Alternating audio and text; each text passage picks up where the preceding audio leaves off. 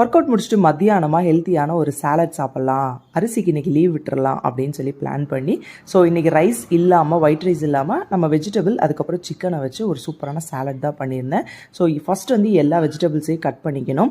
அதை வந்து சுடுதண்ணியில் போட்டு பிளான்ச் பண்ணிக்கணும். ஸோ பிளான்ச் பண்ணும்போதே வந்து முளை கட்டின பச்சை பயிரையும் போட்டுட்டு உப்பு போட்டு நல்லா கொதிக்க விட்டுறணும். அதில் வந்து மறக்காமல் அந்த ப்ரக்கோலியை தனியாக எடுத்து வச்சிடணும். ஏன்னா அது குயிக்காக வெந்துடும் அப்படிங்கிறனால.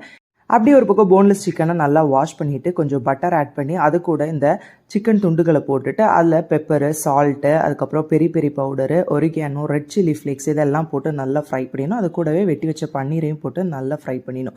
ஸோ சைடில் வந்து ட்ரெஸ்ஸிங்க்கு என்ன பண்ணலாம் அப்படின்னு சொல்லி பார்க்கும்போது தான் வந்து இந்த ஒரு அழகான ஒரு ட்ரெஸ்ஸிங் சூப்பரானது ஒன்று கிடச்சிச்சிங்க. தயிர், பெரி பெரி பவுடரு, அதுக்கப்புறம் வந்து லைட்டாக மயோனஸ், சில்லி மயோனஸ், அவ்வளோதான்.